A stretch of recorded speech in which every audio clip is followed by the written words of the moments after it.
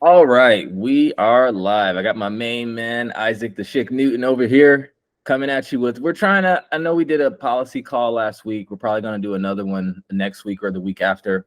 We always do the macro Mondays, but we want to start talking about, just different topics that people may not think about. Isaac has some good ideas for this call. So Isaac, what are we talking about today, man? And how you doing?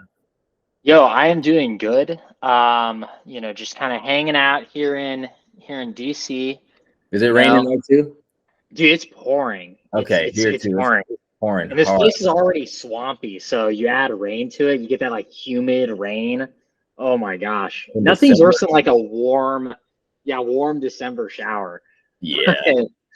Yeah, but it's fun. It's fun. It's a view. I love the city. I was just in Paris as I think we talked about this last time. Yep. Did we? Oh wow, it's already been a week. Yeah, and like I don't know, I love Paris, beautiful place. I love DC though. I would say for anybody who hasn't been to DC, highly recommend going. It's the closest you'll get, maybe outside of like San Francisco, to like a European sort of style city. Hmm. A lot of columns, a lot of row houses, which are those houses that are like right next to each other with like red brick. Beautiful, beautiful city. And yeah, I'm honestly like very happy to be back. Really, really nice place. Visited the National Mall, which is always fun. So Hell yeah. It's always good to be somewhere on vacation, but excited to come home. I'm always home. I'm always excited to fly back into California or San Francisco. So right. So when that's you know you live somewhere nice is when yeah. you are excited to come home after a nice vacation. Yeah. I remember living in Michigan and just being like, fuck, why can't you just move? I couldn't do it. Well, I couldn't do it. So man, what we talking about today, man? What's on your mind, bro? so today is Fun Monday. The folks have been asking, they said Macro Monday is great, but where's the Fun Mondays? Yep. So today we're doing Fun Monday. And with any Fun Monday, we're going to be talking about the most fun topic of all, how demographics might affect your stock portfolio. So yeah, that's like, it's just kind of, it's going to be a bit more of a relaxed, we're going to shoot the shit. We're going to talk about, I think generally speaking, the bit of an esoteric topic, already with the get-go there. How do demographics affect my stock portfolio? But the general idea is basically analyzing long-term investments through the lens of demographics, which is something that not a lot of people do, especially in our space because we're young. And our investments tend to be get rich quick. They tend to be high risk, short term, because we don't have time to wait, 30, 40 years for a Roth IRA investments to, fully realize themselves. We want to be millionaires by the time we're 35 so Yep. that, we can retire soon and, and then we can own a home, raise kids and just read books for the rest of our life. But for any of us that actually do care about long-term investments, we are going to be talking a bit about one aspect of those investments, which is demographics, which is kind of an interesting facet. Do you have any immediate thoughts on that topic? Yeah, I do, man.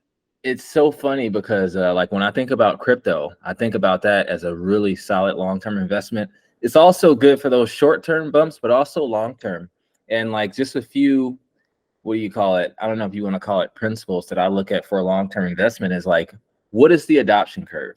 So I wasn't around when Apple was coming to be or Microsoft, but people were saying like, oh, it's going to be a computer on every desk. And it made sense because the killer app was Microsoft being able to actually get online and use the internet. And you start seeing companies start to come on board, people starting to come on board. So whenever you see like some kind of trend moving in the right direction, it could be a good idea to get ahead of that trend, and then you just let time do the heavy lifting. Like we're talking about long term. Same with Apple. Apple and Microsoft, they both bought the computers mainstream. Same with Amazon.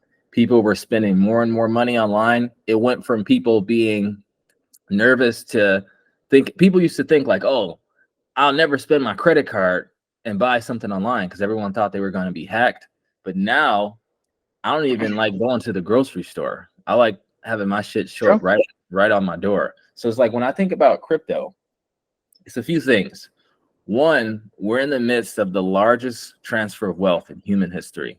Over the next 8 years, the great wealth transfer says that millennials which you and I are set to inherit 64 Not trillion. me. You're not a millennial? Hell no, I'm Gen Z, boy. Wait, Gen wait. Z. When were you born? 97. Man, you're that much younger than me, bro. Yep. What a Gen Damn, Z bro. say? You're the same age as my little brother. That's crazy, bro. Are I you thought we were the same. serious? Yeah. Well, how old are you? I thought you were Gen I'm Z. 30, bro. You're 30? Yeah. I would never have guessed that. Are you Hey, black kidding me? don't crack. You know what they say. I never thought to ask. I never thought to ask. Yeah, I I thought turned it was 30 in rude. August. Wow. JT just turned 31 in December 9th. You're fucking kidding me. Yeah, bro. So what? You Dude, are I 20. thought both you guys were my age. You're 27? No, 26. Jesus, man. Enjoy your 20s while you got it, man. I remember when I was your age. Yes, I'm just playing. Talk about demographics. I'm witnessing demographics. Literally. Right? Well, shit. Well, yeah. So, like I was saying, so millennials are set to inherit $64 trillion from their parents and grandparents. And when you think about a good long-term investment, it's a few things at play. If you look at the 401ks held by millennials, behind Facebook, Amazon, Netflix, Google, Apple, the FANG stocks, their number one holding in their 401k is actually Grayscale Bitcoin Trust and Grayscale Ethereum Trust. Our lives are becoming increasingly digital. You have institutions like BlackRock, Fidelity, pretty much NASDAQ, the largest institutions and banks in the world, JP Morgan, getting involved in crypto in some way, shape, or form, as well as other countries as well. Like, this is the first time we've had an asset that was borderless that the whole world can speculate on, because like back during the tech boom that I was talking about earlier, not only did you have to be a U.S. citizen to participate in those gains, but you had to be an accredited investor, and those are high barriers to entry. And with crypto, all you have to do is have access to a smartphone. There are more smartphones than there are people, so I feel like it's a market to where it's kind of like being alive, being a U.S. citizen before the Roaring '20s, because you get to speculate on this market that the whole world's going to speculate on. So you'll get to ride it from becoming a $1.5 trillion market cap to a multi-$100 trillion market cap here in these next few decades, because you have retail, country, and institutions, like all kinds of companies and people adopting these things for multitude of different reasons. So as far as demographics go, that's another cool thing. You have older people getting on, they're kind of slow, but the younger people are really, really getting on. Like, I got my little cousins who are like in middle school asking me about, hey, Uncle Vinny, what's this Bitcoin stuff? Like, I'm just like, come on, stay in school. What's your thoughts, man? In relation to demographics and crypto, I mean, I do think that demographics is kind of a core feature of crypto in the sense that, like, it's all young people who use it, Now that's not to say that obviously some old heads and I won't say millennials, but like maybe boomers and stuff could potentially use it. Some of you like millennials might use it too, but no, but like I think in actuality, it could be wrong in this, but I don't think that crypto is going to be widely adopted by current older generations, probably ever. I think that it's primarily a younger generation asset. And if older generations do adopt it, they'll adopt like the ETF. Like my dad is already talking about like a Bitcoin ETF and adding it to his like stock portfolio or something. So they'll adopt it as a aspect of institutions they already use. They'll use a BlackRock ETF. They'll use the stock market. Like, we'll turn Bitcoin into something that is stock market applicable, and then boomers and older generation people will use that. But I don't really see older generations using like a MetaMask or something. By and large, there's margins, so everything exists within margins. There's no such thing as absolutes.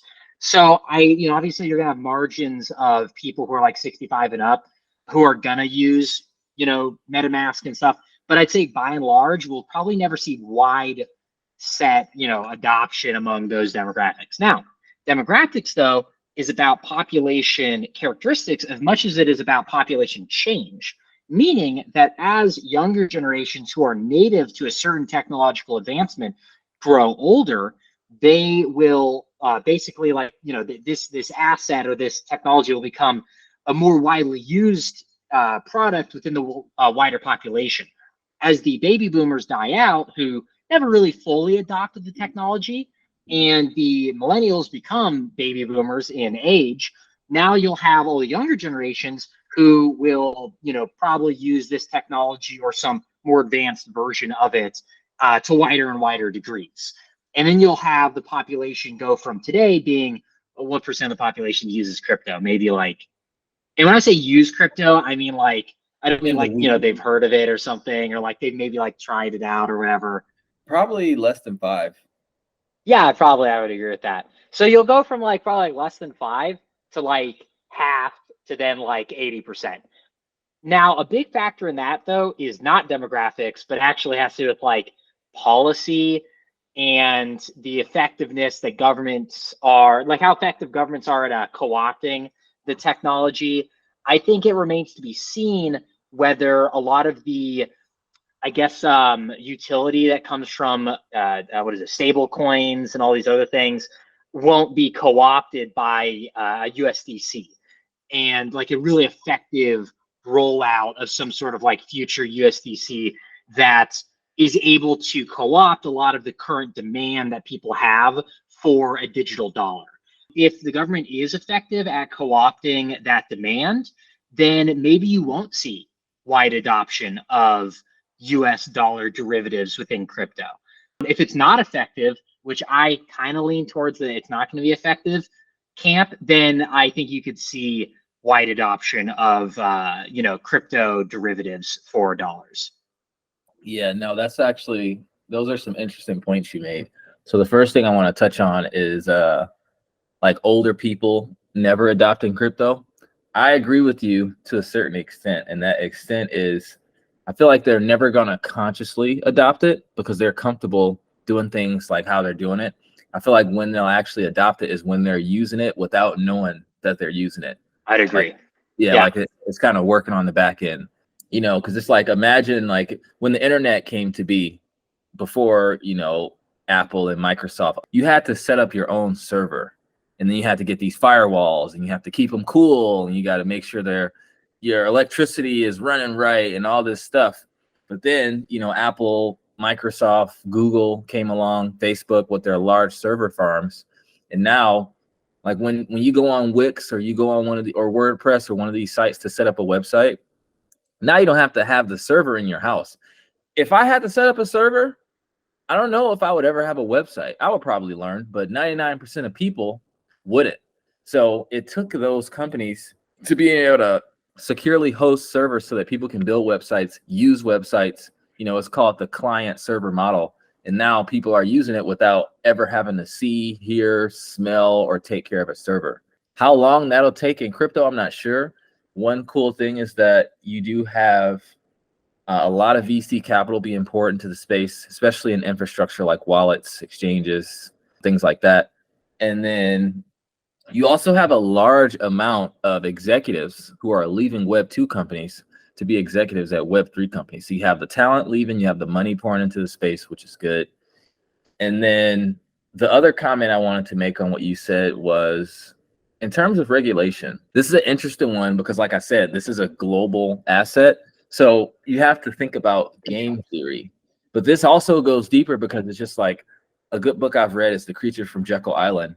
And the people who are at the top, they look at being born somewhere not as like, oh, I'm loyal to my country, but, I just happen to win the Ovarian lottery. They don't really care about the country they're from as much. So I've heard. So when I think about it from that lens, it's like, okay, there has to be someone who doesn't want the United States to fall behind, or someone being paid to purposely make it. I don't know what's happening for sure, but let's say everything is copacetic and the people at the top want the United States to be successful.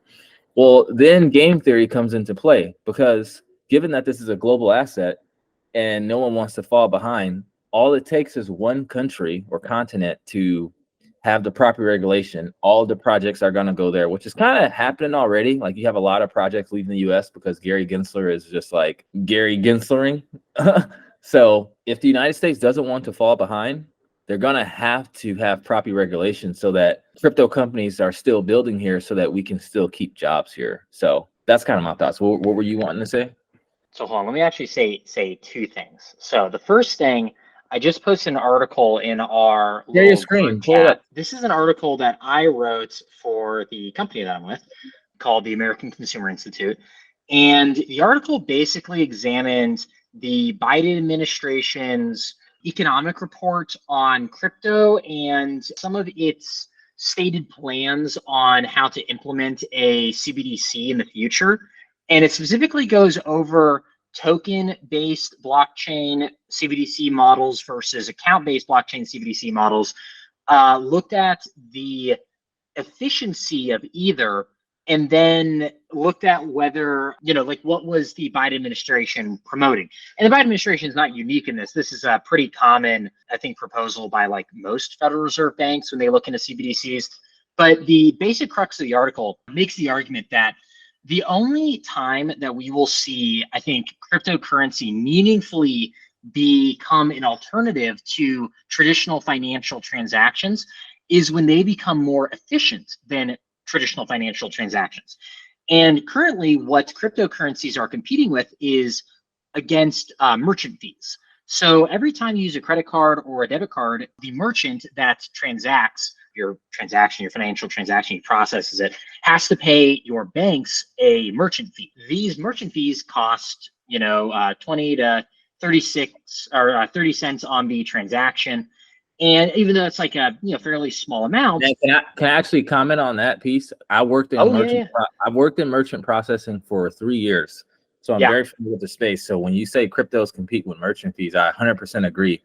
And the cool thing about it is that whenever there's a transaction to happen, actually companies actually pay between 2 to 5% of their process revenue in fees.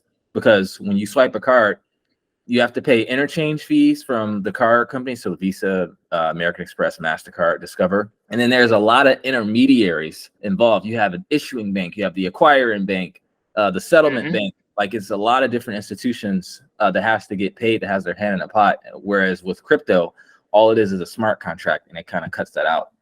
Sorry to interrupt. No, and I totally agree. Here's where crypto fucks up, though. I agree. In theory, crypto should be way more efficient than traditional financial transactions, because you're right, it's theoretically peer-to-peer. Being peer-to-peer, you don't need, and it's way more secure because you're just transacting purely over the blockchain through encrypted codes. It should just be like a peer-to-peer, hash key solves encryption. Here's your transaction, boom. You don't need the middleman. You don't need all these validators. You also don't need to take the risk that merchants take, where with a credit card, maybe they can't pay back the actual purchase they just made. So that money technically is not really there, right? So there's also risk involved. That also adds to the merchant fees. But crypto still ends up having super high gas fees. Why does crypto have such high gas fees when in theory it should be peer-to-peer? Now, this is not really what my article is about, but I'm just gonna, I'll diverge for a second for people in the crypto space to think about. The more validating nodes that you have on a blockchain, the less efficient transactions are, because all these validating nodes basically have to compete with each other in order to validate the transaction. And the costs of running these, this kind of like competitive process is passed on to transactors. It has to be more worth it for the validating nodes to run all of their validation mechanisms in order to actually do this than it is than like the cost of the the transaction. So the transaction has to have more value and produce, has to cost more than the cost that it takes to run all these validating nodes. Otherwise, nobody would run nodes and validating transactions. So the transactor then has to pay for those nodes being validated. This makes it so that a lot of gas fees, which is the cost for validation, end up being extraordinarily high. So in kind of an ironic way, decentralization actually adds to the cost of crypto transactions, which is unfortunate because it means that the kind of a core aspect to decentralized, cryptocurrency, kind of like the core philosophy to crypto, actually ends up being a cost additive to the actual technology, which then prevents widespread adoption. And there was actually a study done on exactly what I'm saying. I could send to you after this. And the study basically looks at the costs for account-based blockchain models, token-based blockchain models, and then centralized token-based blockchain models. So only like a few nodes. And also when I say centralized, meaning they don't allow for infinite validators. So like in Bitcoin, anybody can become a validating node on the Bitcoin blockchain. But if you were to create a centralized blockchain, you would have to have permission. This is a permissioned blockchain to become a validating node. A lot of crypto people will say that this makes it less trustworthy, or it makes it so you actually have to trust, the blockchain, where a permissionless decentralized blockchain is trustless theoretically. It also, though, having less nodes makes it just far more efficient. And the study compared all these different types of blockchains and found that the most efficient blockchain is a token-based, centralized, and permissioned blockchain. So very few validating nodes are able to bring down the cost of transactions, which I guess would be like the gas fees and such, which is kind of an interesting scenario. But the least efficient is account-based, which is what the Biden administration and a lot of other countries that implement CBDCs propose, is doing account-based instead of token-based. Do you have examples of like which blockchains are account and token based to maybe give the users like a good almost no in the crypto space? Almost none are account based, because it's almost not even crypto if it's account based. It's a blockchain, but it's not really crypto. I think that's because most DLTs are like. Radix is like, it seems like they don't treat everything as a smart contract. Like it's actually like assets and buckets. So man, that actually made me a little more convicted on them. There you go. We love it. So yeah, I don't know. So that's kind of my general thought. That has nothing to do with demographics, but I think it's a good deep dive into people who are looking to invest in crypto. Here's a little word of wisdom, and this is a bit of a tangent. It could be a whole video on its own. But words of wisdom to people investing in crypto: never become an ideologue in crypto. And I'll give you an example of what an ideologue is. An ideologue is somebody who's like, crypto is the best because it is decentralized, and decentralization is going to be the future. We need to get the government off our back, and we need to let, people need to transact peer-to-peer because that's what freedom's all about, yada, yada. And here's the thing, I have a heart for that sort of rhetoric. I love freedom, and, and I love people who have like conviction, but it's a bad investment to invest along ideological tendencies. And then also, because what it screws up is that you then see things through an ideological perspective. What I just said before this was a claim that basically decentralization can be something that holds crypto back from mainstream adoption. That is a attack on the ideology that underpins a lot of people in the crypto space and on crypto generally speaking, because it is an ideological, technological movement. Your Bitcoin white paper was ideological in nature. And I'm not talking to people's ideology, I'm talking to their investment decisions. And you can make good investment and be ideological, but ideology, if it is something that kind of like, becomes your main focus, is going to screw up your ability to make objective investment decisions. So when analyzing things like, is the centralization or decentralization aspects of crypto going to affect its mainstream adoption, you need to look at it from as sober and objective a perspective as possible, and not allow your Bitcoin white paper, I've been in the movement, I'm on Twitter all the time. Put your tinfoil hat off a little bit. Yeah, take it off and let's make an objective decision. And you can be, they can be the same thing. Like it doesn't say get rid of your convictions, but just be ready to like lose money potentially. And that is the point of conviction, by the way. There's a good saying, and the saying is, beliefs are not true beliefs until they cost you money. So if you want to be a true believer, be ready to lose money. That's just the reality of the situation. So another good quote that reminds me of that is surety brings ruin. I don't know if that's like Plato or Socrates. It's one of those wise motherfuckers from back in the day. But yeah, man, you brought up some really good points, man. It's like, for me, it's good to start off with the ideology, but you want to also like get down to being a little more prudent, and also like work on facts, and like be able to actually conduct proper fundamental analysis. Like Paul Graham of Y Combinator, he said something that was really good.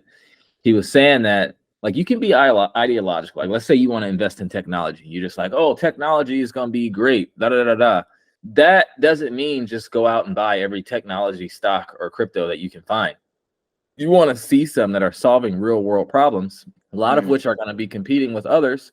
And it may be a good idea to allocate towards the ones that are, whether if you're looking at TVL or customers, like whatever the project is, and kind of conducting your portfolio like that. And what he said was, you can have ideology, but you also, like I said, want to be prudent. And what that looks like is like, okay, if you're investing into an industry, let's call it technology. This is the example he gave.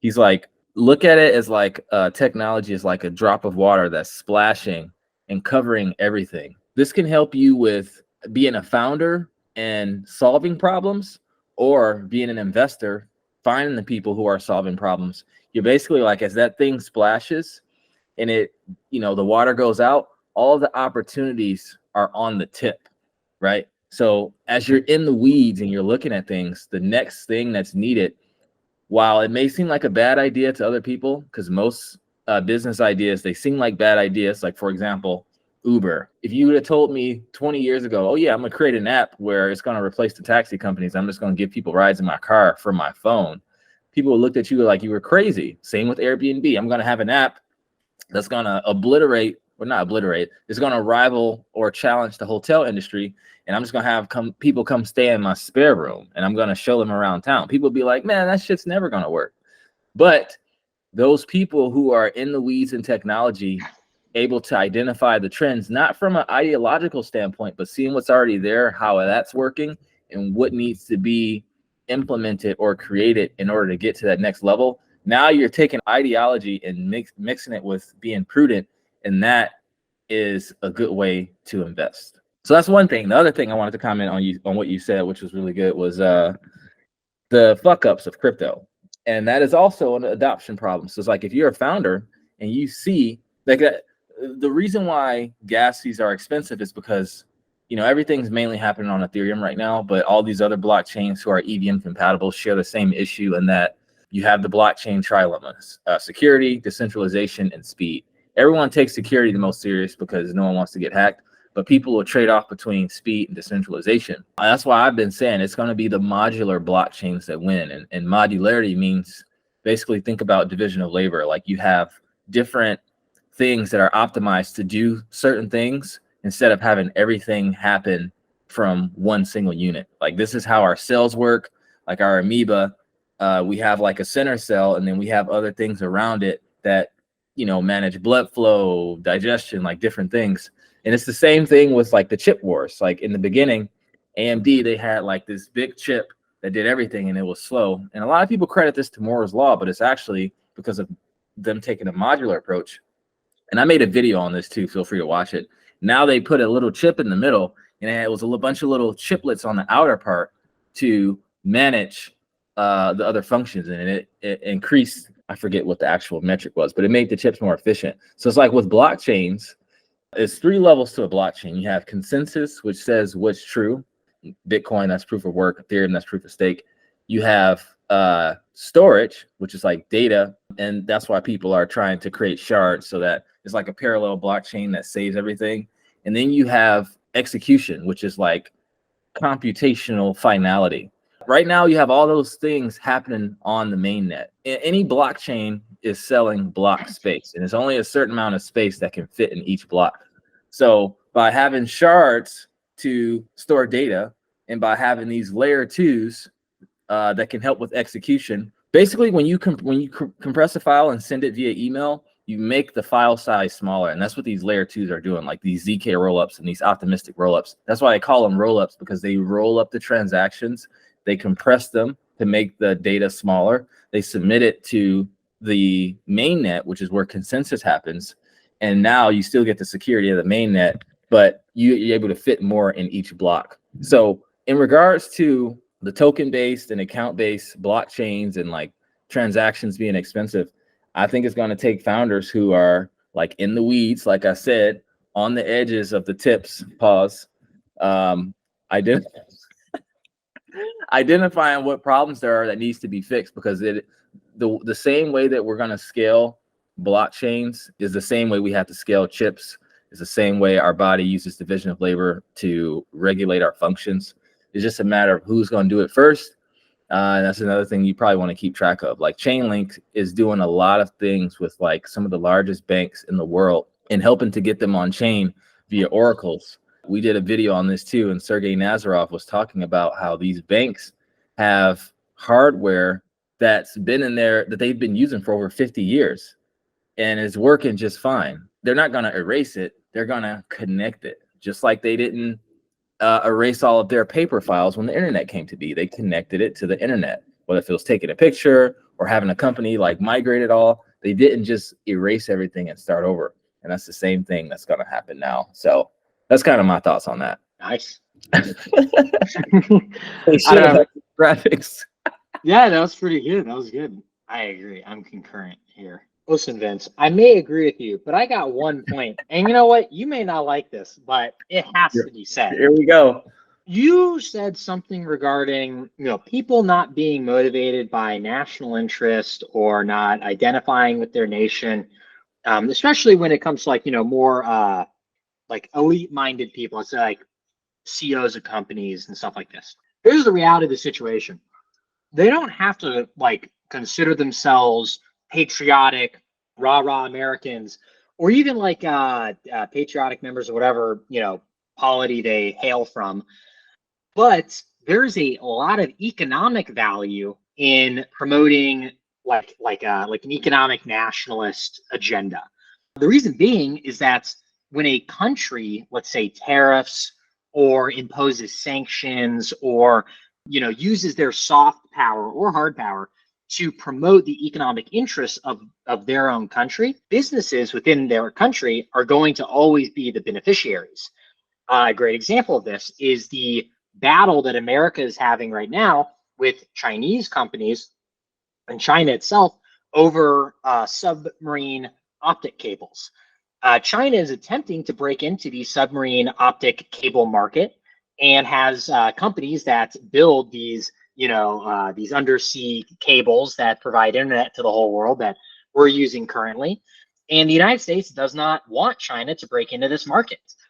There's a national security interest in that, and that is that we don't want them to use their fiber optic cables to spy on us, because apparently when you set up these cables, every like 70 miles, there has to be like a repeater, which is a machine that just repeats all the information, because the fiber optic cables begin to diminish the longer they go. So after like 70 miles or so, you need a repeater that just reinvigorates them. Is that why long chargers suck so bad? That's why. That's the reason. We need a repeater in our chargers. Just not one made by Yahweh or Huawei, the Chinese company. But the concern is that China could put spyware in some of these repeaters and spy on U.S. Internet use, by spy or our allies or other countries.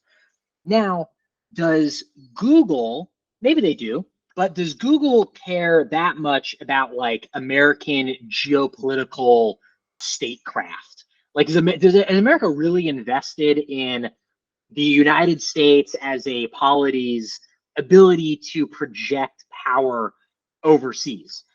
Maybe not particularly that aspect of it they're interested in, but do they benefit when the United States only wants US companies to be producing their fiber optic cables and will use American statecraft in order to expand the ability for US companies to corner contracts to develop more fiber optic cables? Yeah, they totally benefit from that.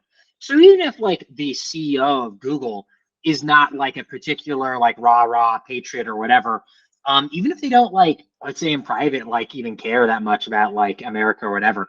Not that they don't, maybe they do. I don't know anything about them. But the point being, they don't have to in order for them to still see interest in promoting the interest of the United States. Because if they promote the interest of the United States will help them secure more contracts, wider markets, and protect them against overseas corporate competitors, particularly in this case from China. So yeah, so in that aspect, I do think that the elites do have some interest in like, you know, I guess like maintaining American hegemony. And if you're not American, if you're like a German company, you have an interest in maintaining you know, German statecraft and power projection as well, or any other country, you know. I guess it's all about where you have an incentive to do what. Sometimes the incentives can be fuck your country and you make this money, or help your country and you make this money. I just hope that most of the incentives stay with the latter and not the former, I guess. But that is a great point. Yeah, well, and that is hopefully the purpose of policy to some degree, to help steer, you know, the private sector. I definitely think it's the purpose, but you know, sometimes people get a little manipulative and greedy. You know, it can be used for not good. So, perfect example is Gary Gensler. So, Uh-oh. What's that? What's he up to? Huh? no good. No good. Come on, Gary. Him and Elizabeth Warren probably somewhere plotting right damn now on how to take crypto down. You never know. Yeah, so I think that's a good place to put a bow on it. We talked about some great things here. You guys in the audience, if you like this kind of content, you know, drop a like, drop a comment, consider subscribing. And if you want to learn how to identify good long-term investments and construct your portfolio in a way that's favorable for long-term growth and short-term growth and passive income within DeFi, click the link in the description, book a free strategy session with our team. We're going to talk to you, get a good idea as to what your goals are, your investment experience, where we can meet you, and ultimately just see if this is a good fit. If not, I'm sure we'll be able to point you in the right direction and probably be able to teach you a thing or two. So with that, thank you guys for tuning in, and we'll see you on the next one.